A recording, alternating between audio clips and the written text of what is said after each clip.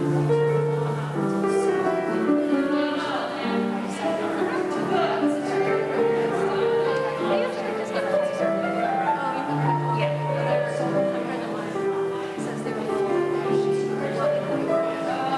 really? Sure. They've also done needle already, I'm sure. Yeah. No, it was just walk-in. Yeah. They don't even ask you questions now because we'll give it to you. I got it 2 weeks ago. It was yeah.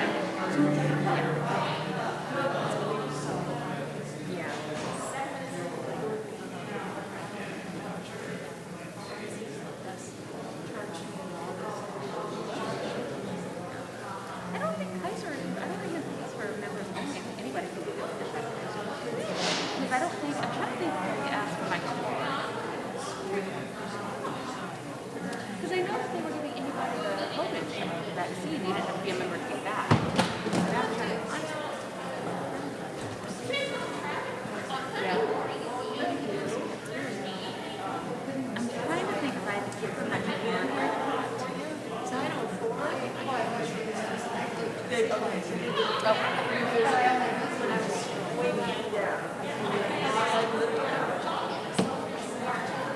okay. Self-attributed. Right.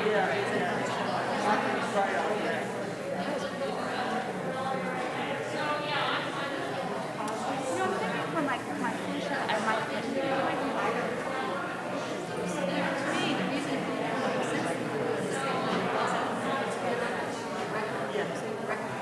Right, it's all. You might want to look it up and see if they'll give us numbers.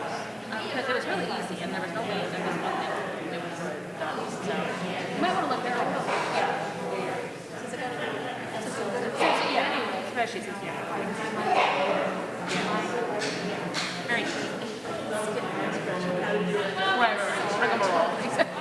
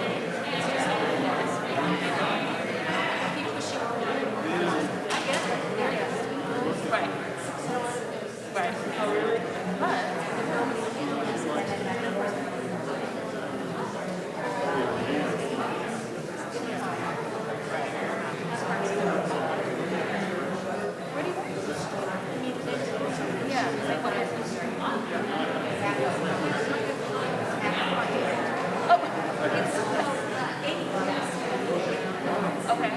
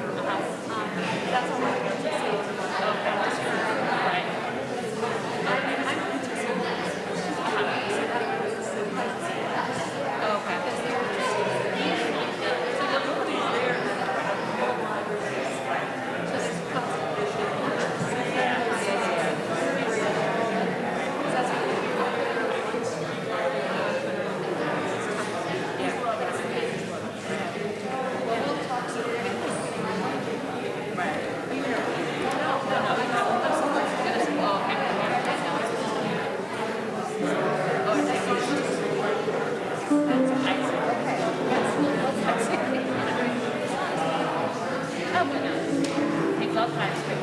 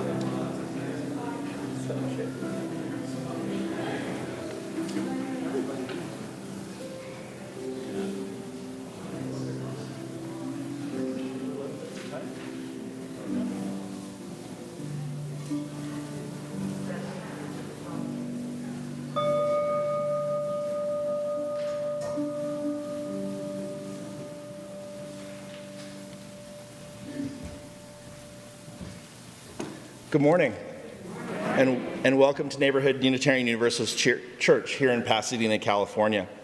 Welcome to all members, friends, guests, here in person and virtually. Neighborhood Church creates and grows an inclusive community of faith, connected by love, spirit, and service.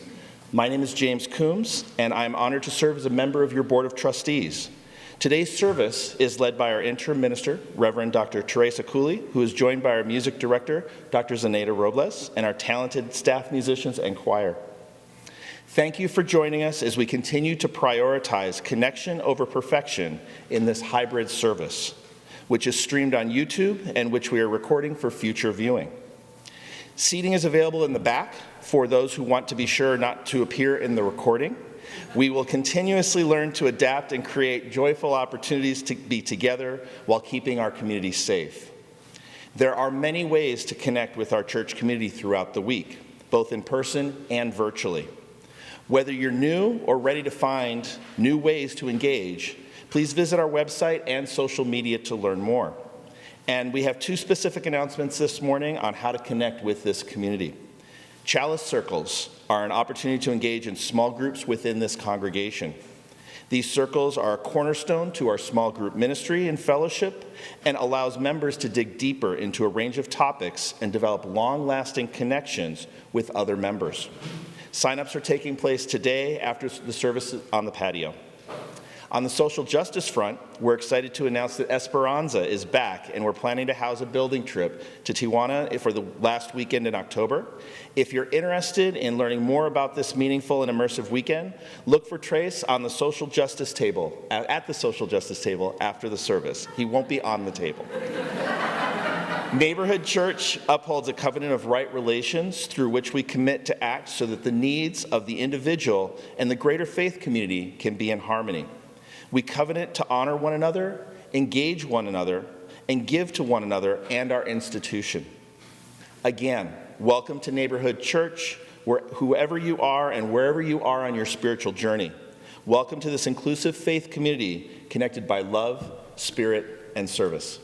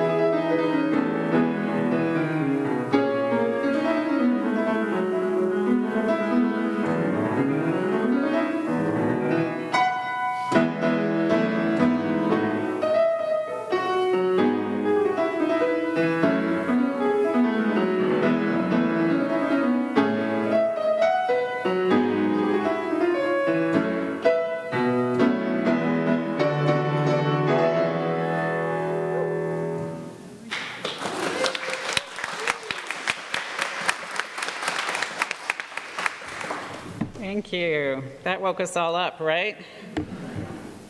It is really wonderful to see you all here, to be together in person, and for those of you who are joining us online, it is wonderful to be together.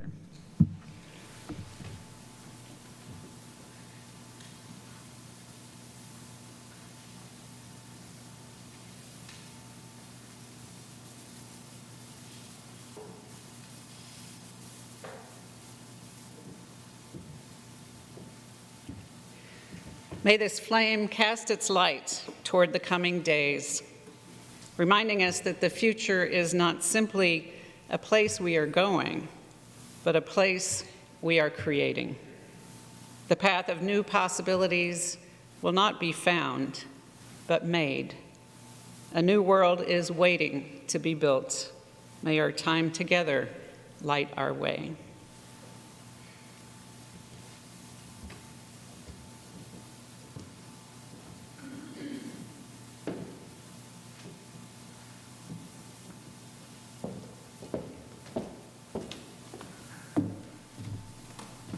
Our opening hymn is number 1008 in your teal hymnal. Will you please rise in body or in spirit and join us in singing When Our Heart is in a Holy Place?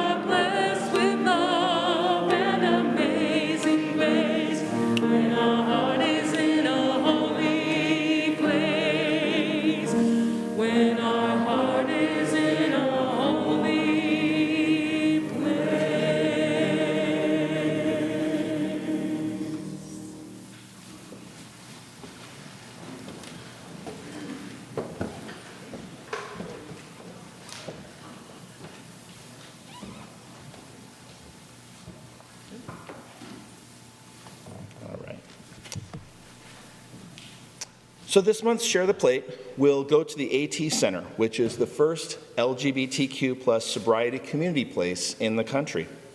Established in 1969, is an alternative community space for healing and fellowship. AT Center is a physical space and a virtual village for those seeking to commune free from alcohol and drugs. I'm happy to share that the AT Center has just built a beautiful new space, which you can see on the pictures on the monitor. To make a donation, you can go to make a pledge, you can go to the website to giving. You can also check the QR code or use the box in the lobby.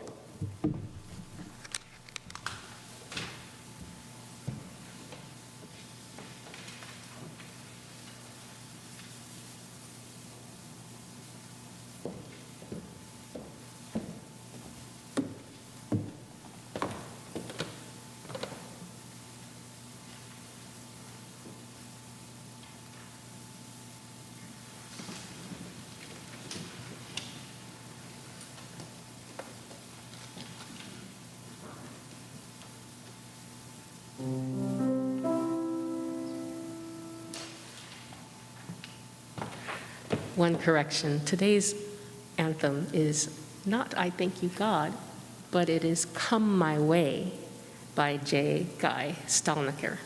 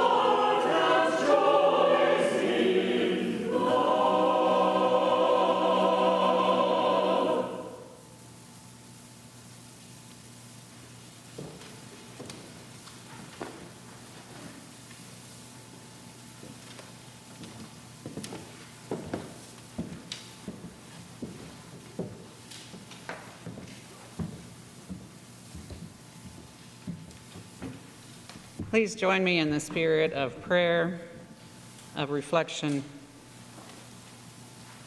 as we ground our bodies and open our spirits.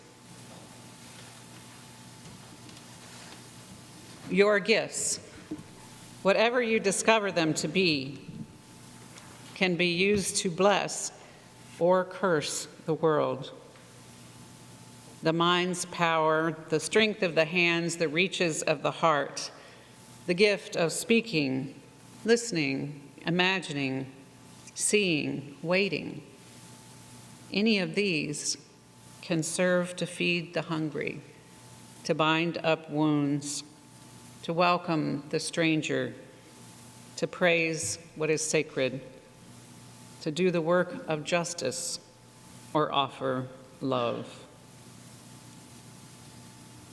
You must answer this question: what will you do with your gifts? Choose to bless the world. The choice to bless the world is more than an act of will, a moving forward into the world with the intention to do good. It is an act of recognition, a confession of surprise, a grateful acknowledgement that in the midst of a broken world, unspeakable beauty, grace, and mystery abide.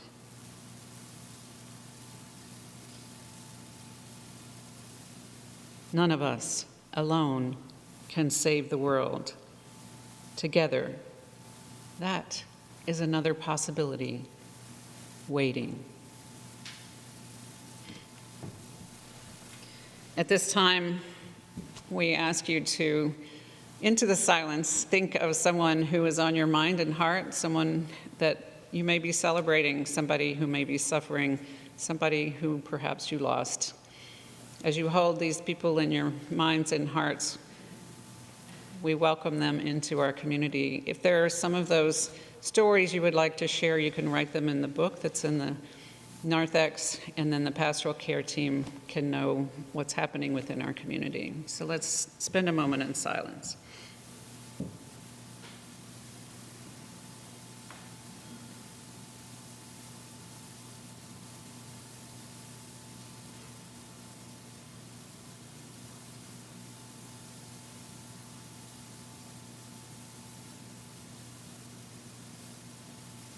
Amen.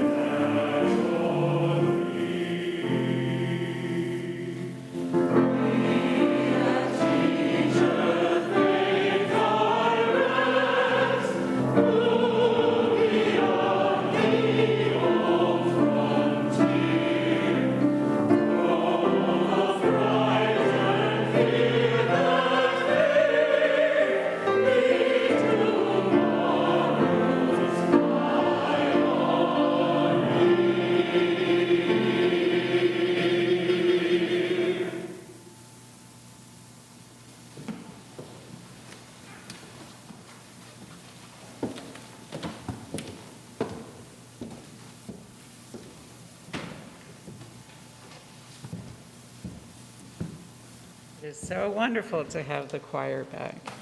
Thank you.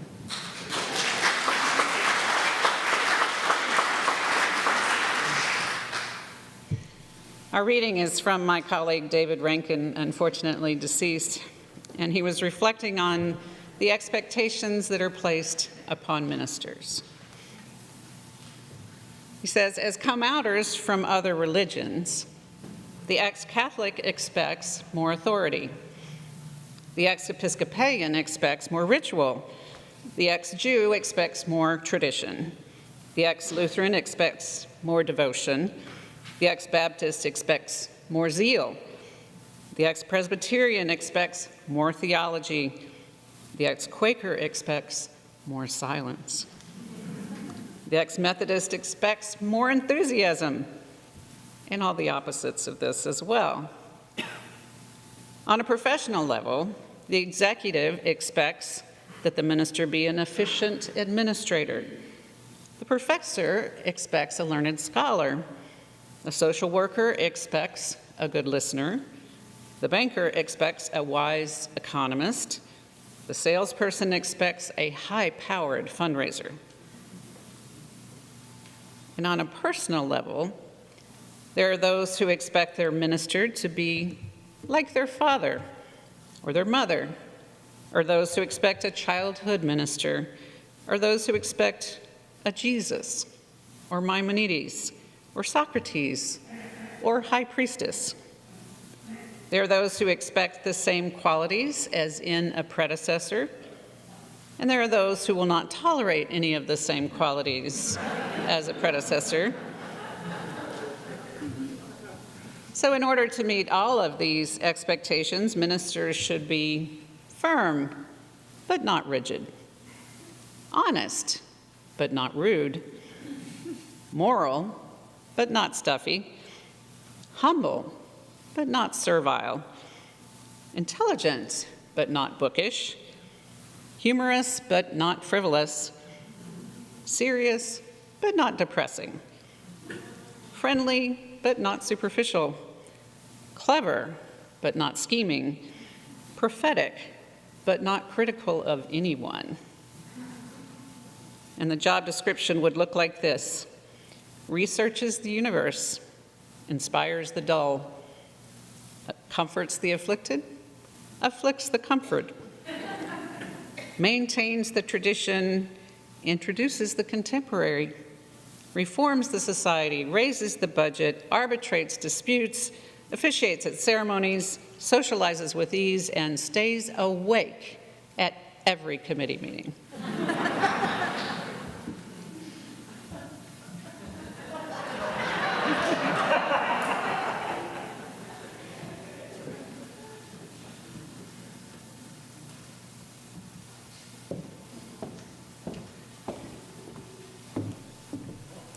As we reflect on this reading, let's remain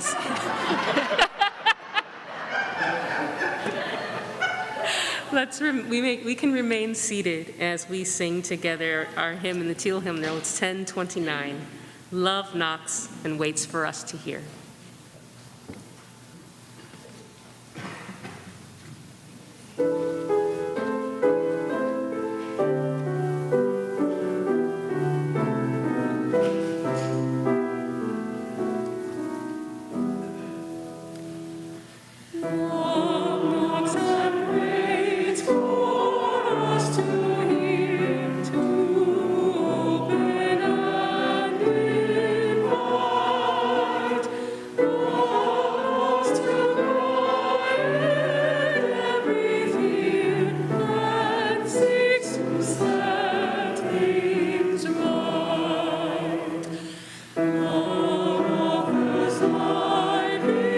Spite of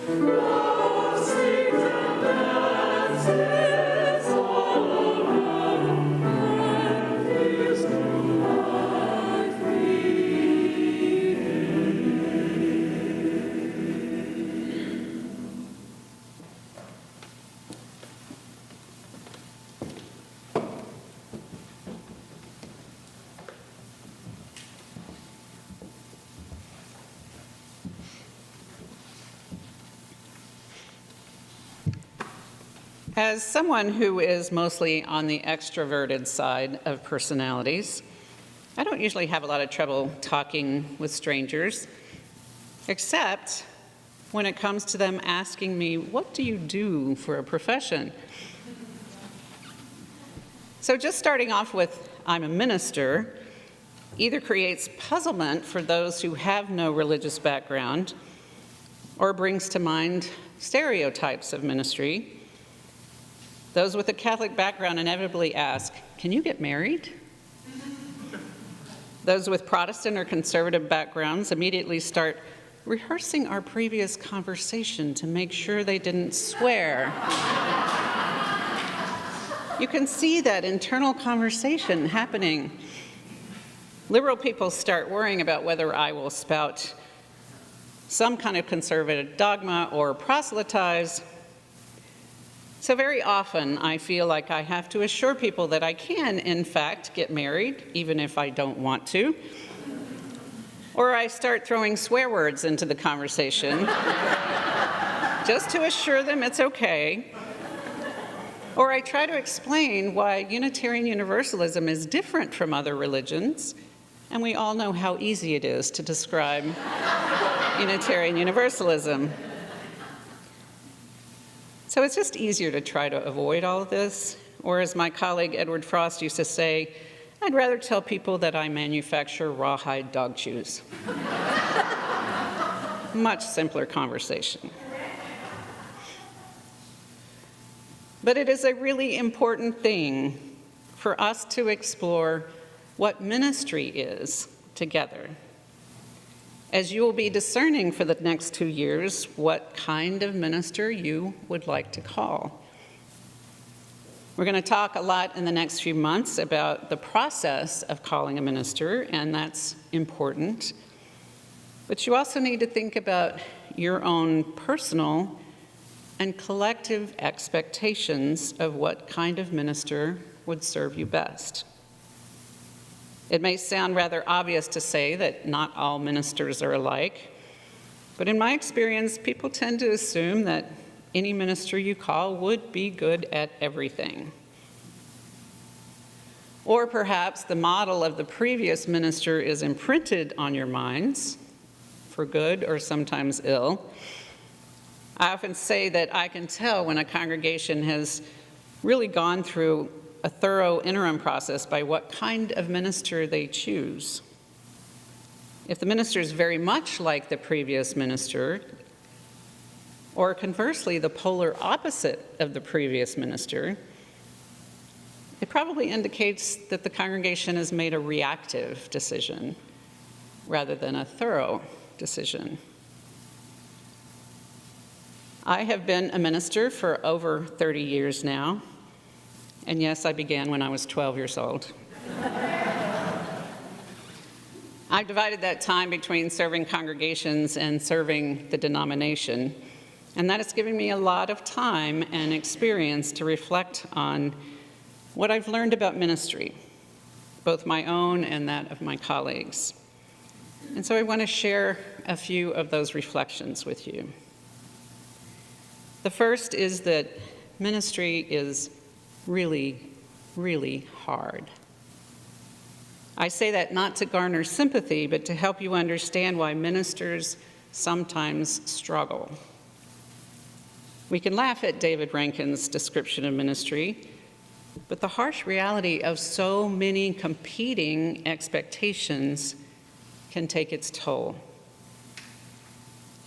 In my first year of divinity school, a minister said to me, "If you're somebody who really needs concrete results, do not go into the ministry." And I've never forgotten that because it is so true. There's never a sense that the work is done. There's always the next sermon to think about, the people that we haven't fully attended to, the administrative task that's on our do list. It can also be one of the loneliest of professions because it's so important for ministers to have good personal boundaries and to pay more attention to the needs of others than to themselves. And so if we don't have a well-developed community of family and friends outside of the church, it can be debilitating. It's not okay for me to fully dump my feelings on you, like you can sometimes to me. I'm the one who's expected to keep the full vision of what needs to be done. And almost anybody else can just walk away, and sometimes do. Ministers, in fact, are twice as likely as the general population to struggle with depression, anxiety, substance abuse, even suicide. I myself went through 2 periods of deep burnout, and I tried to walk away from the profession.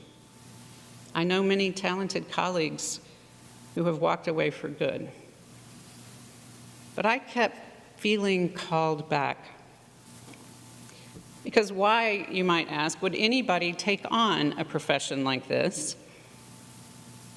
Because there is nothing like the feeling when you have truly comforted someone or given someone a new way of looking at their lives, or provided a new sense of meaning, or simply helped them feel better about themselves. In those times, it feels indeed like this is the most privileged of professions.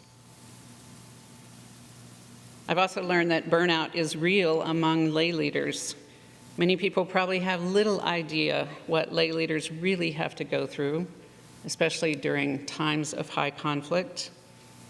They have to hold their own distress and still try to bring positive energy to the congregation. It constantly amazes me how much people are willing to do for the congregation they love, and I am eternally grateful for it. Healthy ministry also means supporting lay leaders in their difficult work. As a minister, I definitely have to do that, and as a wider congregation, it's important that you do that as well. The second thing that I've learned is that it's not all about me. Sometimes it is. Sometimes it's about what I can and can't offer. Sometimes I succeed, sometimes I fail. But my actions or inactions alone cannot make a congregation soar with growth or fall into oblivion. It's about the partnership that is nourished. It's one of the reasons I like interim ministry, because it's during interim times when a congregation can become its strongest. The congregation I served in Arlington, Virginia before coming here was deeply wounded by a manipulative and abusive minister who eventually was removed from ministry.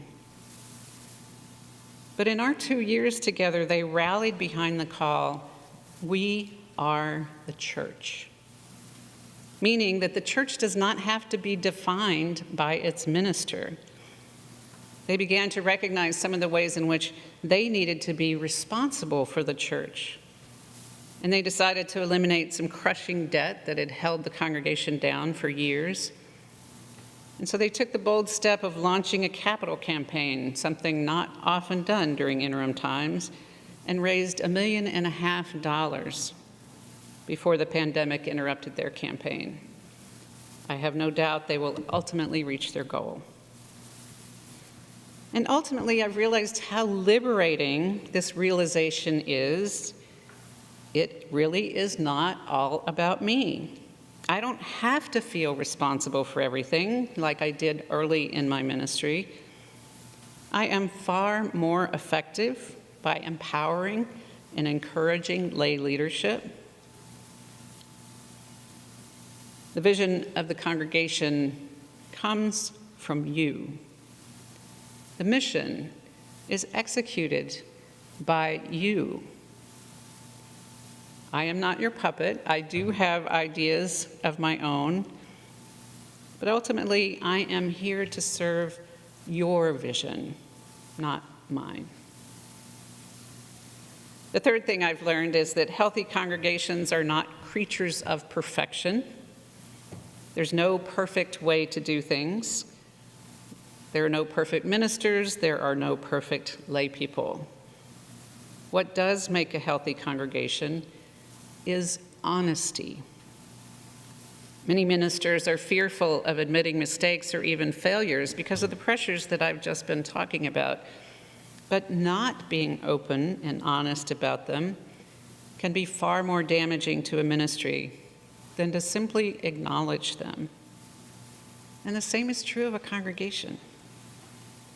Having the courage to honestly confront mistakes that have been made in the past and to find creative ways to correct them makes for a real healthy congregation, not a perfect one.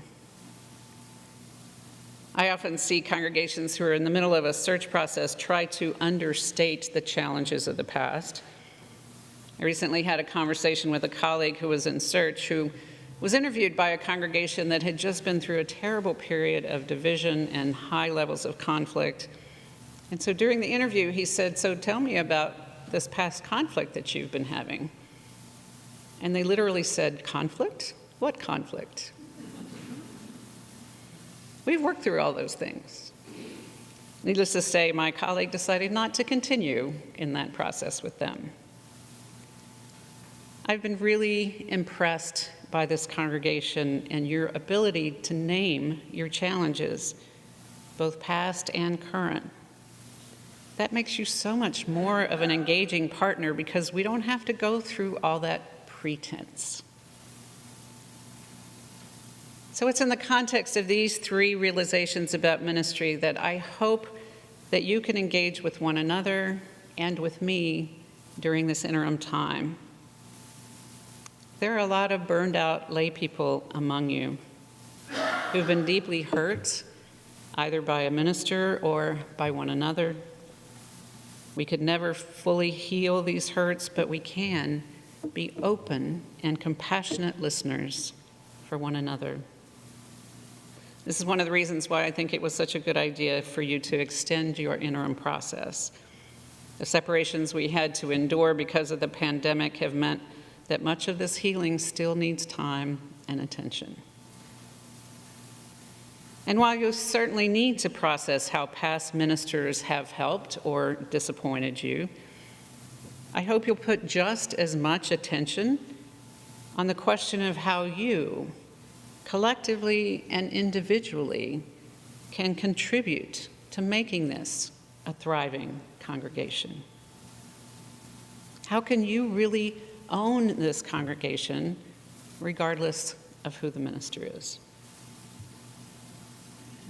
You've already been engaging in a truth-telling process, both about your past and your current challenges, and I can only ask that we hold each other in the courage to stay in those honest conversations. My colleagues Barbara Peskin and Ann Tyndall once wrote, "Ministers and congregations call ourselves and each other closer to the edge where reason and risk meet, where personal understanding leaves less and less room for denial of our own or another's ultimate concern. This edge is in us. This is the edge of the path that leads us out of the sacred space we visit together with the holy in us. It is the edge from which we leap again and again into the unknown with greater loving and trust. This is the way we walk into the world, which needs all our voices, all our passion, all of our healing, all of our love to be whole. We can stand at that edge together, holding each other in love, in honesty, and in courage. So may it be.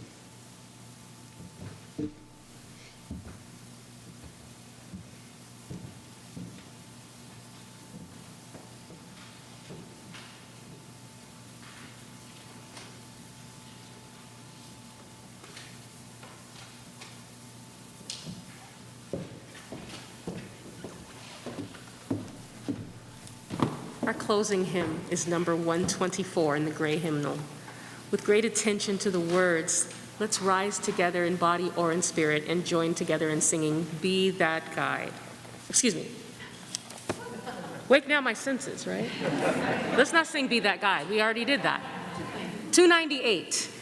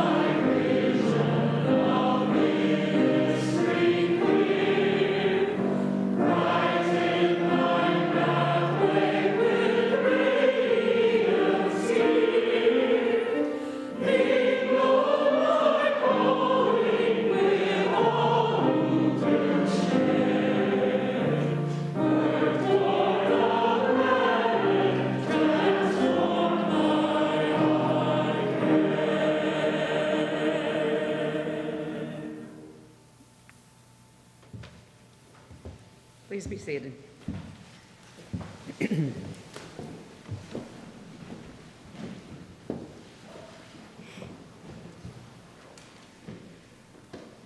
Much of ministry is a benediction, a speaking well of each other and the world, a speaking well of what we value: honesty, love, forgiveness, trust.